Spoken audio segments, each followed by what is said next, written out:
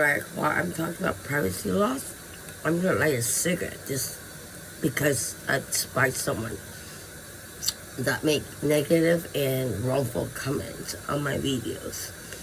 Anyways, today I'm gonna talk about a boring topic for almost everybody, other than for me, and it's privacy laws.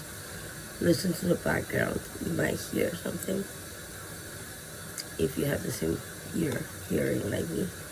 Sensitive hearing, perfect pitch musicians, I don't know. You might be able to hear them talk.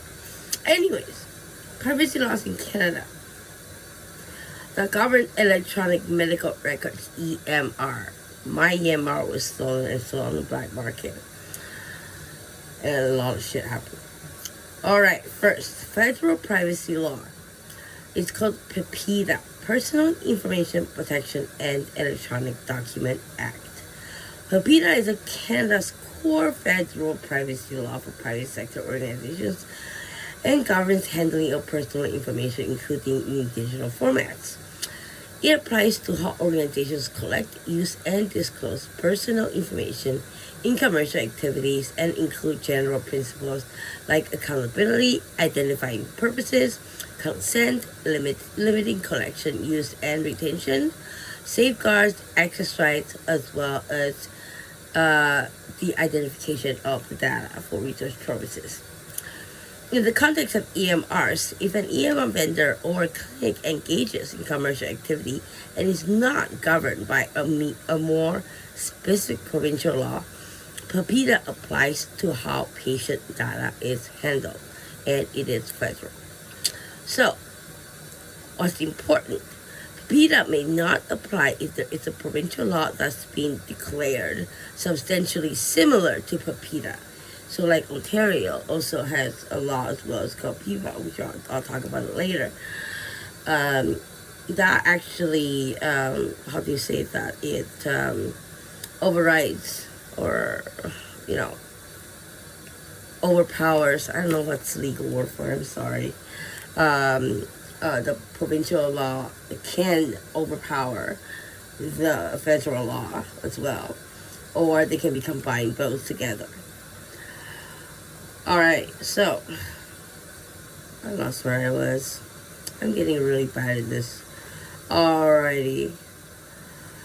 Second, provincial territorial privacy laws. In Ontario, Personal Health Information Protection Act, PIPEDA, governs collection, use, disclosure, storage, access, correction, and security of personal health information. Applies to health information custodians, okay, such as physicians, hospitals, and clinics, and their agents like EMR vendors. Key rights include the right to be informed why your health data is collected and used, right to access and correct your records, right to refuse or withdraw consent in many cases, which I'll talk about that later on. I'll look it up more and I'll explain later. Mandatory breach notification for individuals and privacy commissioner. That is something like I gotta do, so I'm learning that. Also. Key themes across EMR privacy law: consent, especially with PHIs. Health information should not be collected, used, or disclosed without knowledge and meaningful consent, except in limited statutory circumstances, such as emergencies, or if the person is incapable cognitively or physically, their next of kin or the closest relative that they have it on their file would be the one that makes a decision for them, and that's the substitute decision maker, and that's in special circumstances. Patient rights. Patients generally have the right to access their medical records, request corrections, be notified of breaches, and file a complaint with the privacy commissioner.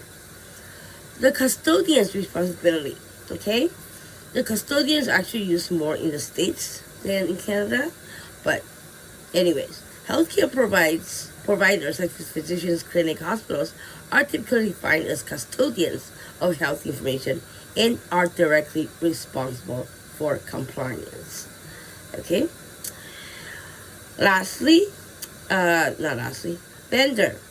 Third-party restriction. EMR software vendors acting as agents must follow the law and may only use patient data for the purposes authorized by the custodian and with appropriate consent by the patient. And it needs to be expressed, which means it has to be done in writing or a recorded video, something. Enforcement and penalties. Enforcement varies by jurisdiction, but privacy commissioners, I didn't even light my cigarette, so I'm going to do it just because somebody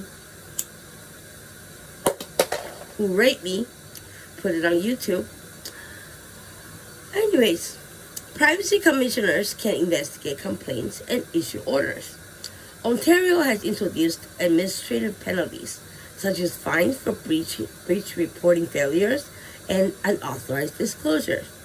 Some laws allow court action for damages following privacy breaches, which is what I need to do.